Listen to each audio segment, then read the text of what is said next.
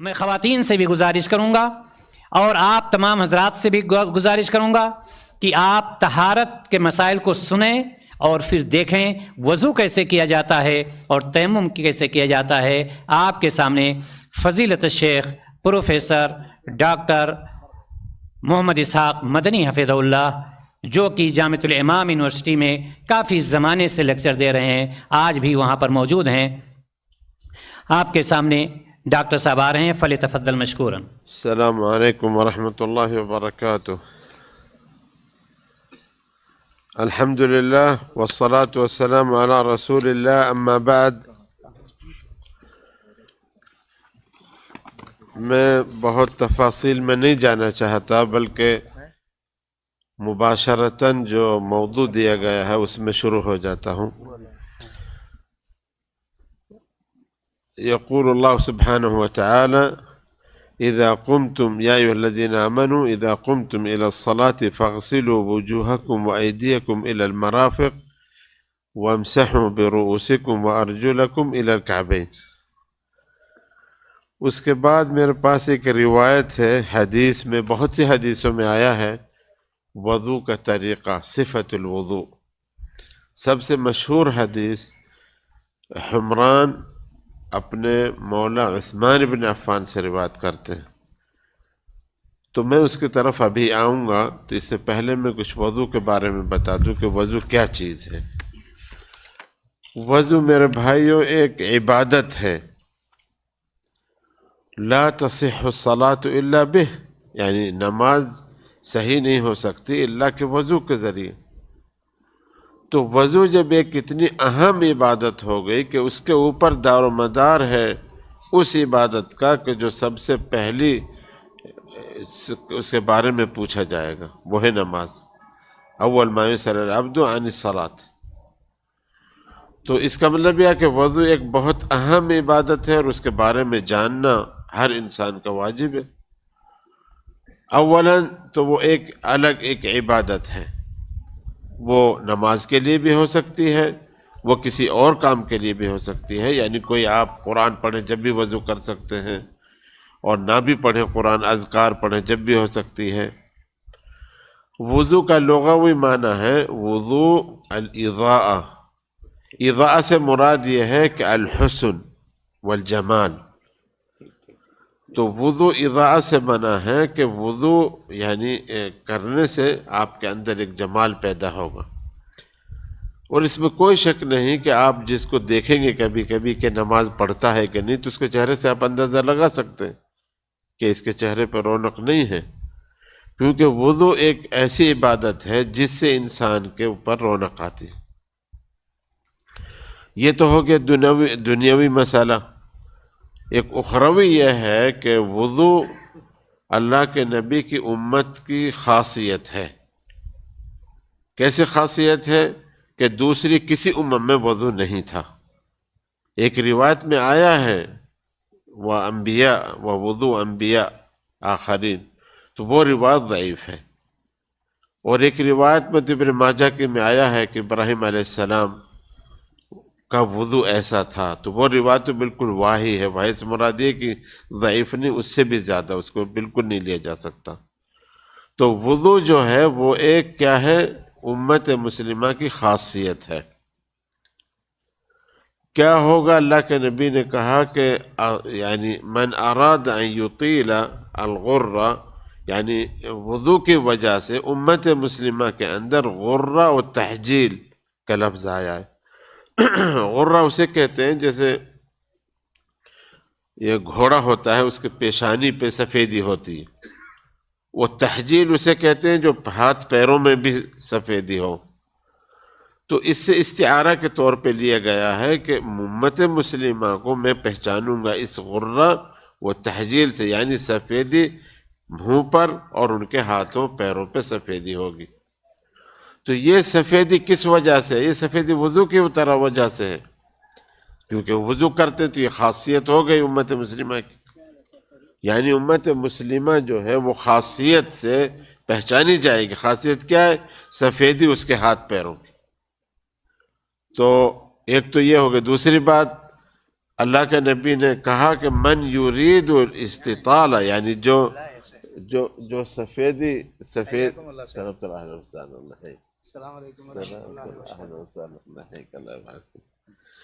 جو اس سفیدی کو زیادہ بڑھانا چاہے فلیطل الوضو، یعنی جیسے ہم آئیں گے ابھی بیان کریں گے کہاں تک دھلنا ہے، تو حضرت ابو ہریرہ انہوں نے اللہ کے نبی کو دیکھا تھا وضو کرتے ہوئے، تو انہوں نے بیان کیا، تو وہ جو ہے اللہ کے نبی سے روایت کرتے ہیں کہ میں نے ان کو وضو کرتے دیکھا، تو وہ وضو جو ہے یہ مرفق جیسا بھی آئے گا، مرفق اسے کہتے ہیں، یہاں سے آگے تک بڑھا دیتے تھے وضو، یہاں سے آدھے، ایک دفعہ وہ بیان کرتے کہ ان کا تنگ تھا تو آستی نہیں نکلی، تو نیچے سے نکال کر کے جب یہاں تک دھلا، تو اس کا مطلب یہ ہے کہ اطالہ من المرفق الى العضد شروع کر دیا تھا، اشرع ابو ہریرہ فی الى العضد، یعنی مرفق پہ، جیسے قرآن میں بھی آیت میں نے پڑھی اس میں ہے، مرفق اس کو کہتے ہیں، اس کو جو عضد اور جو ہے اس کے بیچ میں ہے، ذراع اور عضد کے بیچ میں جو ہے اس کو مرفق کہتے ہیں۔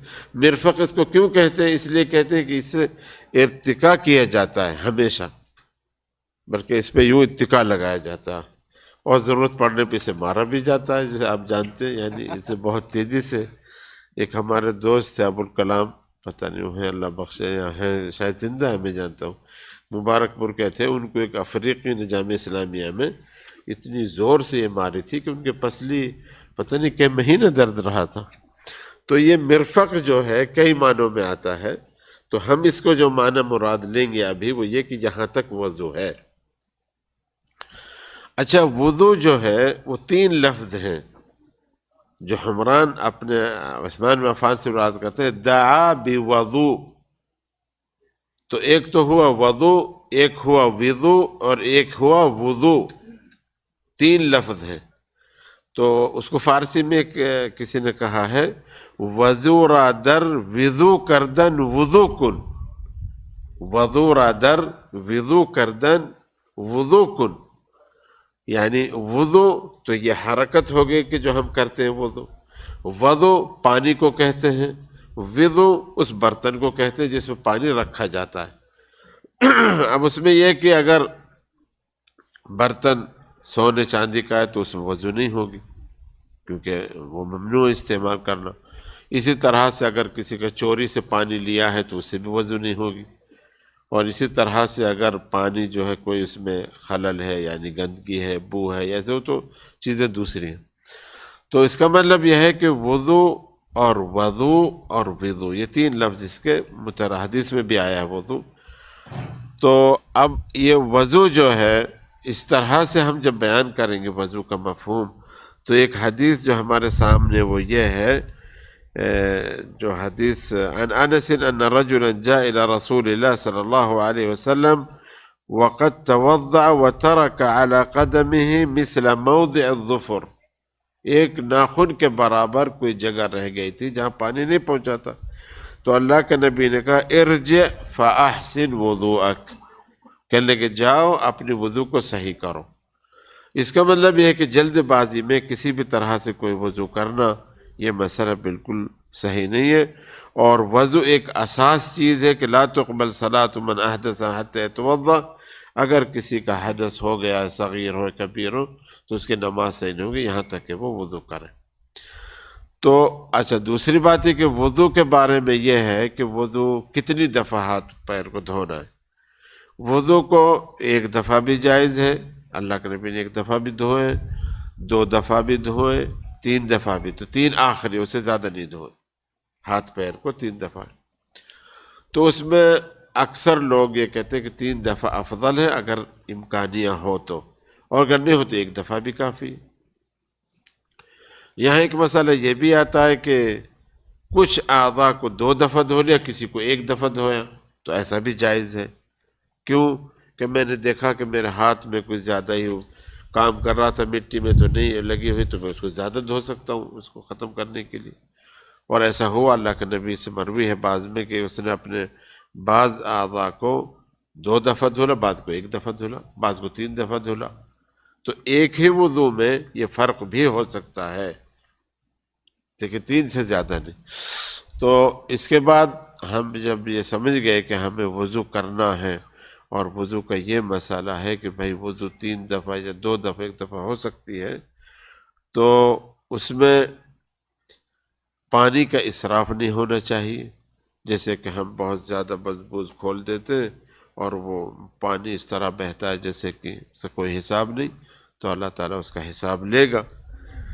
اس کے بعد میں کہہ رہا تھا کہ اذا قمتم الى الصلاة جو آیت میں آیا ہے، اس سے مراد یہ ہے کہ اذا اردتم القیام الى الصلاة بعد حدث، یعنی کوئی حدث ہو گیا ہے تو آپ وضو کریں گے۔ بہت سے مسائل ہیں جن میں سے اہم مسئلہ یہ ہے کہ بہت سے لوگ ایک وضو سے 2 نمازیں پڑھ جاتے ہیں۔ میرے ساتھ ایک میرا دوست ہمیشہ کہتا ہے کہ انا من العصر اصلی وضوء العصر والمغرب والعشاء، تینوں نمازیں وہ ایک وضو سے پڑھتے ہیں۔ تو آپ نماز ایک وضو سے پڑھ سکتے ہیں، 1 پڑھ سکتے ہیں، 2 پڑھ سکتے ہیں، لیکن اس میں یہ ہے کہ مثال کے طور پر میں نے وضو کیا عصر کے لیے، لیکن میں نے ابھی نہیں عصر پڑھی ہے، تو میں کیا وضو کی تجدید کروں گا؟ یعنی تجدید کا مراد ہے کہ میں وضو دوبارہ کر لوں، یار دیر ہو گئی پتہ نہیں میں کر لیتا ہوں، تو کہتے کہ نہیں، تجدید کرنے کی ضرورت نہیں، اسی وضو سے نماز پڑھنا ہے۔ تو میرے کہنے کا مطلب یہ ہے مختصراً کہ اللہ تعالیٰ نے جو تیسیر ہمیں دی ہے وہ بہت ہی زیادہ اللہ تعالیٰ نے آسانیاں پیدا کی۔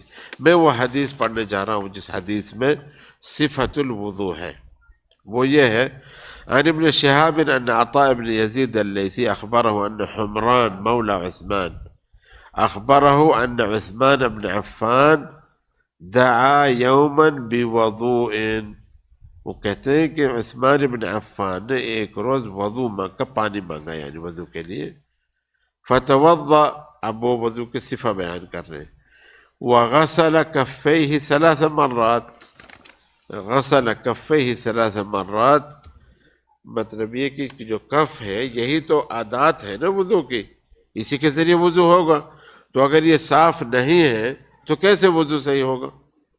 اس لیے انہوں نے کہا کہ غسل کفین 3 مرات، تو اب کفین کو جب دھلیں گے، اگر اس میں کوئی صاف کر لیا آپ نے تو پھر سارا جسم آپ کا امان میں، لیکن اگر کفین میں کوئی چیز ہے تو اللہ نہ کرے آپ کے یہاں کوئی بویا یعنی رنگ لگا ہوا ہے تو آپ منہ بھی کالا کر لیں گے اور ہاتھوں کو بھی کر لیں گے، اس لحاظ سے کفین کو سب سے پہلے دھلنا ہے۔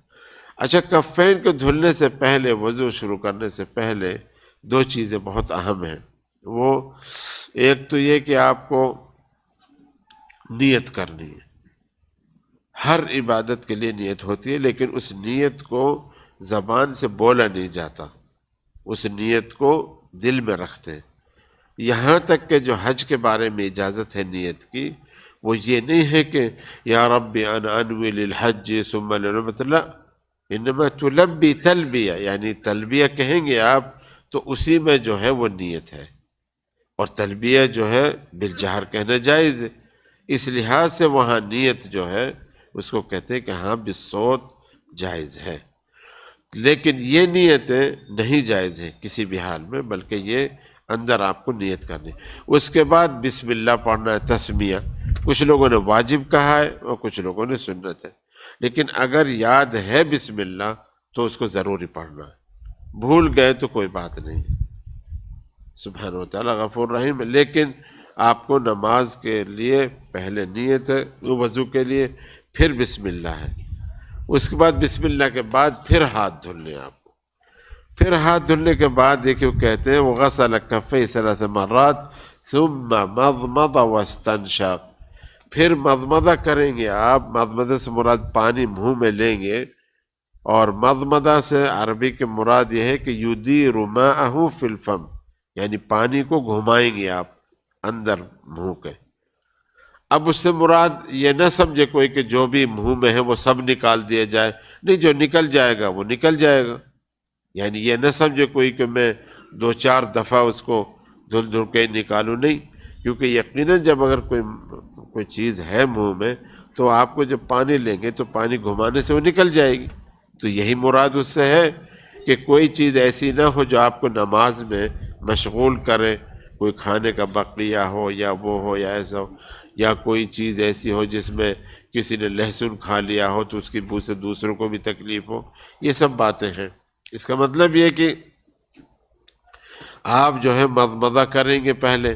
وَاسْتَنْشَقَ، استنشاق کہتے ہیں کہ پانی کو اس کف میں لے کر کے زور سے کھینچا جائے، زور سے اس کو کھینچے ناک کے ذریعے، تو گویا کہ پانی اوپر جائے گا ناک میں. یہ پہلا مرحلہ ہوا. اچھا، یہاں پر ایک یعنی دو باتیں میں نے ایک کتاب میں پڑھا، شیخ ابن عثیمین رحمہ اللہ کہتے ہیں اس میں الممتع میں کہ اس کو جس کے وہ ہے جیوب انفیہ جو مرض ہوتا ہے وہ نہ کریں، کیونکہ اس سے دو باتیں ہو سکتی ہیں. ایک تو یہ کہ اس کو نقصان دے گا پانی زیادہ جانا، دوسری بات یہ کہ اگر بچ گیا پانی تو وہ وہاں جم کر کے سدید بن سکتا ہے، پیپ یعنی، تو اس لیے اس کو نہیں کرنا چاہیے. اچھا، میں ایک نئی بات یہ میں بتانا چاہتا ہوں کہ میں ایک آدمی ہے میں جانتا ہوں، اس نے کہا کہ میرے جیوب انفیہ ہیں، سب سے زیادہ فائدہ مجھے کب ہوتا ہے جب میں زیادہ استنشاق کرتا ہوں. تو اب یہ تعارض ہے کہ وہ تو کہتا ہے میں مجرب ہوں اس کا کہ استنشاق جو ہے وہ مفید ہے جیوب انفیہ کے لیے، اور میں نے شیخ کی اس کتاب میں پڑھا، انہوں نے کہا کہ نہیں کرنا چاہیے کیونکہ اس سے ان کو یہ نقصان ہو سکتا ہے. تو ہم یہ کہتے ہیں ہو سکتا ہے کسی کو ہوتا ہو کسی کو نہ ہوتا ہو، اس لیے ہر چیز میں اعتدال رکھنا چاہیے. اگر کسی کو ڈر ہے تو وہ نہ کرے. جی، تو مضمضہ واستنشق، تو استنشاق جب کر لیا، اب اس کا طبیعی نتیجہ کیا ہے؟ اس کا طبیعی نتیجہ یہ ہے کہ استنثار کرے گا وہ، یعنی جو پانی آپ نے کھینچا ہے اس کو تو نکالنا ضروری ہے. اگر نکالیں گے اس کو استنثار کہتے ہیں. استنشاق پانی کھینچنا، استنثار اس پانی کو نکالنا. تو پانی کے ساتھ جو بھی کچھ بلغم میں کوئی بھی چیز ہوگی تو وہ نکل جائے گا. اس طرح سے ایک انسان کو 5 وقت صفائی کا موقع ملتا ہے. یہ مسئلہ. جی، تو ثم غسل وجهه 3 مرات، تو پھر انہوں نے اپنے چہرے کو 3 دفعہ دھلا. چہرہ کہاں ہوتا ہے؟ ان بالوں سے لے کے ان بالوں تک، اور سر کے بالوں سے لے کر کے داڑھی کے بالوں تک. یہ چہرہ اس کی تعریف ہے. یہ ثم غسل يده ثم غسل وجهه 3 ثم غسل يده اليمنى الى المرفق. مرفق دیکھیے یہ مرفق ہے، اس کو میں نے ابھی بتایا آپ کو معنی یہ ہے. لیکن مرفق کو حنفیوں نے ایک کتاب ہے شرح الوقائع ہم نے پڑھی تھی، تو اس میں اتنا لمبا اختلاف ہے کہ آیا الغایہ داخل فی المغیہ، یعنی الہ جو ہے، اب الہ ہم نے تو لوگوں نے یہ پڑھا کہ الہ مع کے معنی میں، اور بہت سی آیت میں آیا مع کے معنی میں، مع یعنی ساتھ میں. وہ یوں کہتے کہ نہیں، الہ جو ہے یہ حد ہے، تو مرفق داخل نہیں کہتے وہ، بلکہ وہ کہتے ہیں کہ مرفق تک دھلو. اور ہم یوں کہتے ہیں کہ ابو ہریرہ نے یہ حدیث میں صاف حدیث صحیح حدیث بخاری کی اشرع الی العضد، تو انہوں نے شروع کر دیا کہ مرفق سے آگے تک. تو جب ہمیں غرہ و تہجیل مطلوب ہے تو جتنے ہم زیادہ دھلیں گے اتنا اچھا ہے.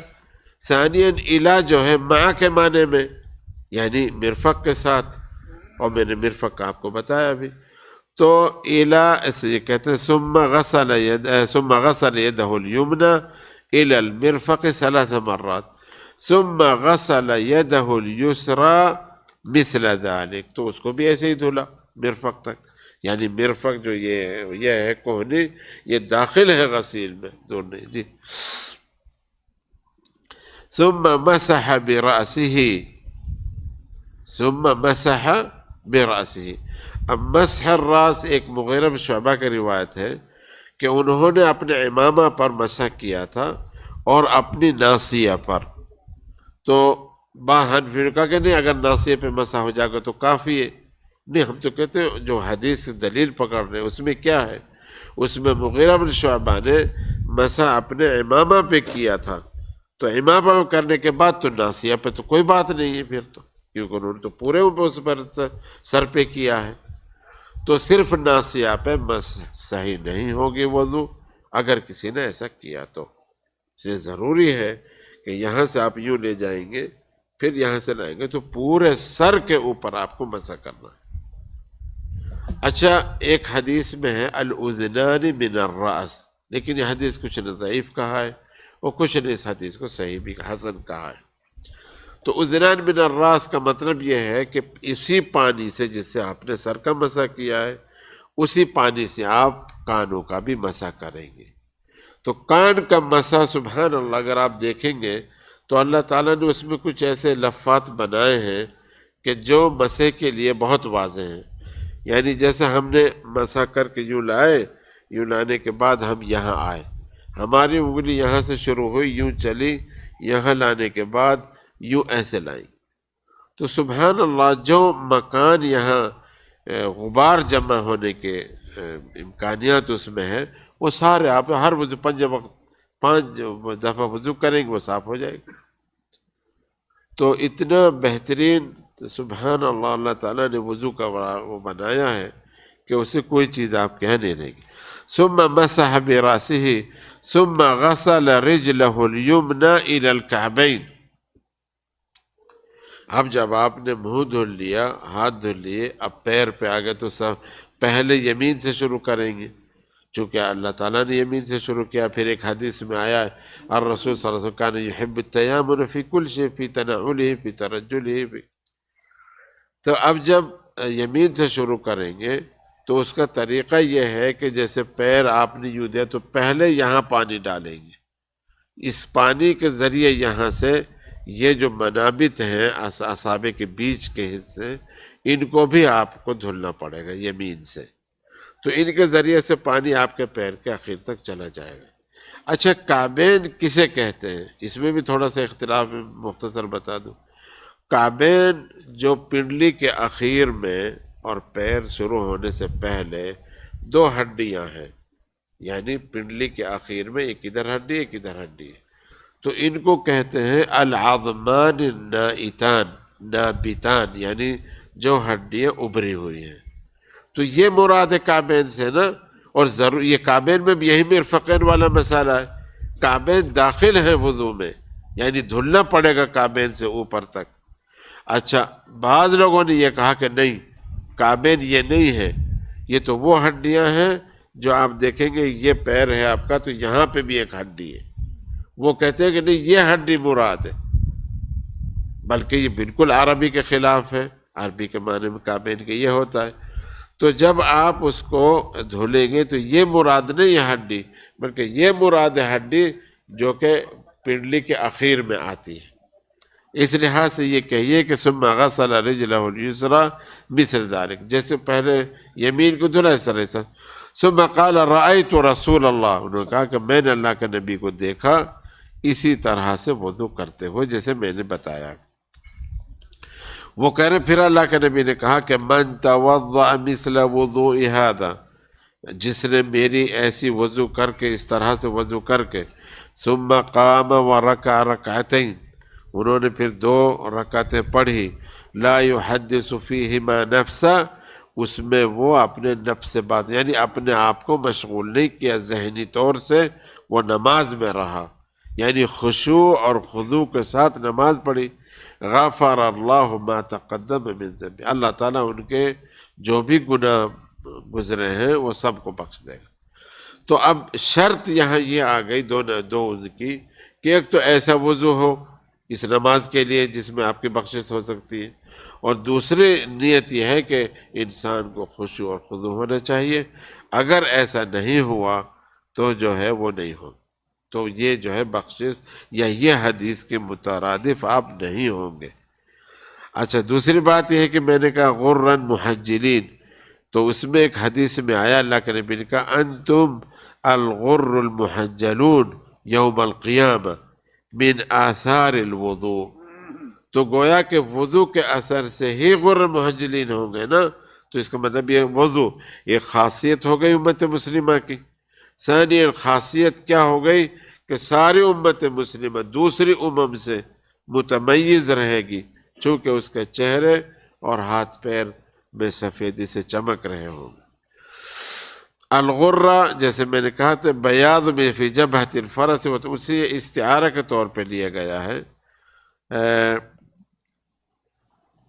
اور اس لیے کہا گیا کہ یہ چمکیلی چیزیں گھوڑے میں ہوتی ہیں تو وہ گھوڑا جو ہے اچھا شمار ہوتا ہے۔ تو گویا کہ یہ کہ وضو اس امت کی خصوصیت میں سے ہے، اور یہ بھی کہا گیا حدیث میں من استطاع ان یطیل غرته فلیفعل، یعنی من یطیل الغرہ والتحجیل، جو اس کو زیادہ بڑھانا چاہیں تو وہ اس کام کو کر سکتے ہیں۔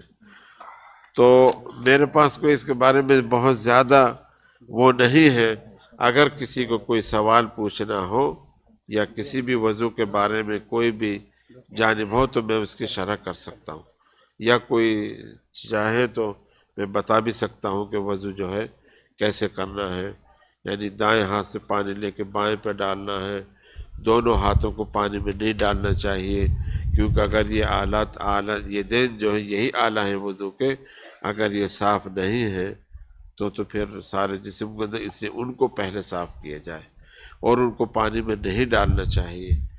اور دوسری بات یہ ہے کہ 3 دفعہ نوم، یعنی اگر کوئی نیند سے جگے تب دھلنا ہے، ویسے 1 دفعہ کافی ہوتا ہے، کیونکہ جو نیند سے نہیں اٹھے، خاص کر رات کی نیند، پتہ نہیں ہاتھ کہاں پہ گئے ہیں، یہ اس طرح سے، کیونکہ پہلے پانی تو کم ہوتا تھا تو کبھی کوئی استعمال کرتے تھے، استجمار کیا کرتے تھے، تو اس کی وجہ سے کوئی غلط جگہ پہ ہاتھ چلا گیا تو کچھ ہو سکتا ہے کہ اس میں وہ آ جائے، تو اس لحاظ سے اس کا حکم آیا کہ 3 دفعہ دھلنا چاہیے رات کی نیند سے اٹھنے کو۔ اگر نیند دن کی ہے تو کوئی ضروری نہیں۔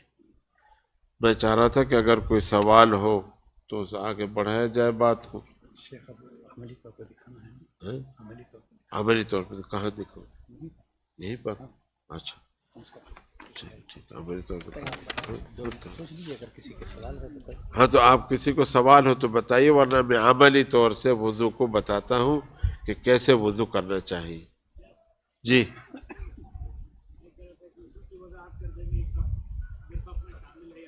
کیا کف یعنی؟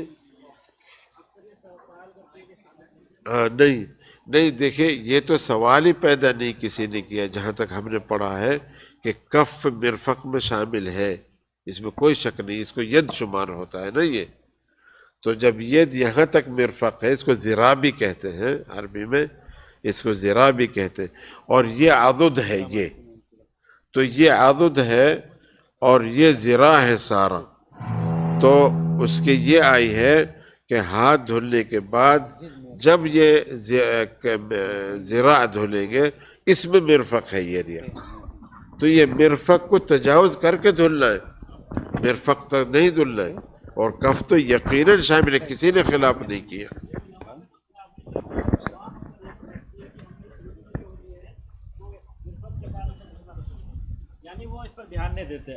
نہیں، اس کا تو ابھی میں نے حدیث پڑھ کے سنایا کہ انہوں نے ہاتھ کو دھولا مرفق الی المرفق، تو ان کا اشکال غلط ہے، اور ان کو یہ شبہ دور کر لینا چاہیے کہ کف جو ہے، اس کو کف کہتے ہیں، یہ تو شامل ہے ید میں، تو پہلے یہ تو ہم نے دھل لیا، اس کا مسئلہ تو ختم ہو گیا، اس کے بعد میں ہم نے مرفقین تک دھلا ہے۔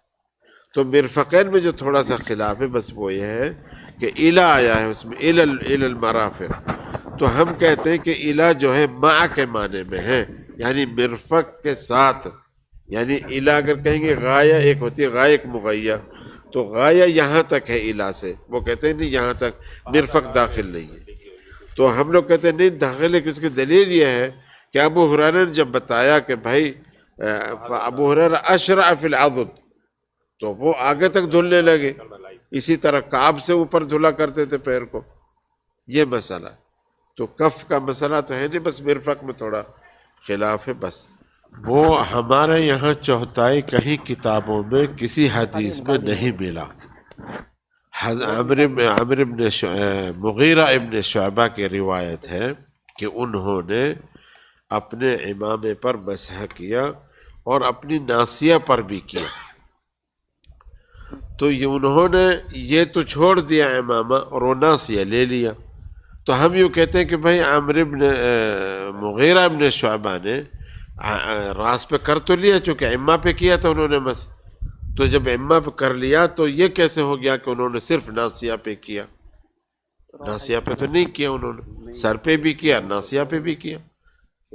یہ مسئلہ کیونکہ ناسیہ کھلی ہوئی تھی امہ سے، اس لیے ان کو کہنا پڑا راوی کو کہ ناسیہ پر بھی کیا. کیونکہ اگر یوں کہتے تو یہ کہتے صرف امہ پہ کیا، ناسیہ پہ نہیں کیا. تو ہم صرف ناسیہ کو کیوں لے لیتے ہیں اور امہ راس کو جو جس کے اوپر امہ ہے اسے چھوڑ دیتے ہیں؟ میں تو نہیں جانتا، کوئی دلیل اگر ہو تو اللہ بہتر جانتا. ومن أحسن قولا ممن دعا إلى الله وعمل صالحا وقال إنني من المسلمين.